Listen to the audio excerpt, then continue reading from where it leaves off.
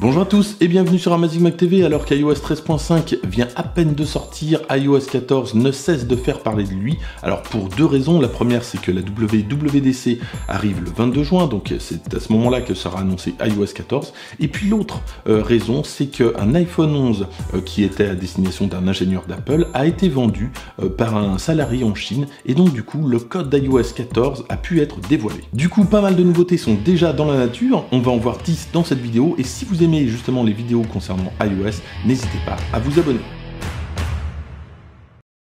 Et avant de commencer, une chose qui tend à se confirmer mois après mois, c'est que tous les appareils compatibles iOS 13 seront compatibles avec iOS 14, donc l'iPhone 6S qui aurait pu sortir de la compatibilité iOS 14 sera sans doute compatible avec iOS 14. Première nouveauté, ça concerne les fonds d'écran, on pourra modifier les fonds d'écran, les assombrir notamment, et puis autre nouveauté, une sorte de boutique de fonds d'écran, on pourra télécharger avec des fournisseurs tiers des fonds d'écran, notamment avec des artistes triés sur le volet. Deuxième nouveauté, ça concerne l'application Message. Alors on en avait déjà parlé un petit peu lors d'une précédente vidéo, sachez quand même que sur macOS on devra avoir une version enfin catalyste de Message, donc on devra avoir les deux mêmes versions.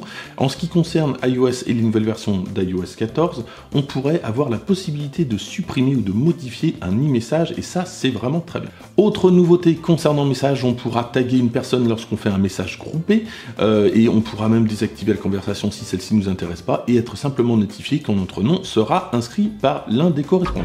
Troisième nouveauté, ça concerne les applications par défaut. On pourra modifier les applications par défaut, notamment Mail, Safari, qu'on pourra remplacer par un autre navigateur web, et puis pourquoi pas remplacer Apple Music par Spotify.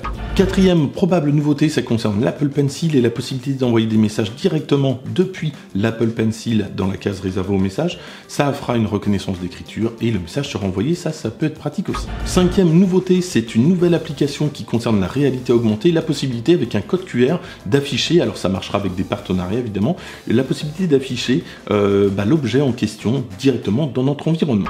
Sixième nouveauté, un truc plutôt pratique, lorsqu'on aura un lien pour certaines applications en tout cas, on n'aura pas besoin de charger l'application, par exemple pour une vidéo YouTube, on cliquera sur le lien et ça proposera de la lancer sans l'application YouTube. Septième nouveauté, ça concerne le curseur de la souris, alors vous le savez depuis iOS 13.4 on peut sans passer par accessibilité installer une souris et là on aura un curseur un petit peu plus discret, notamment peut-être quelque chose qui ressemblera plus à ce qu'on a sur macOS.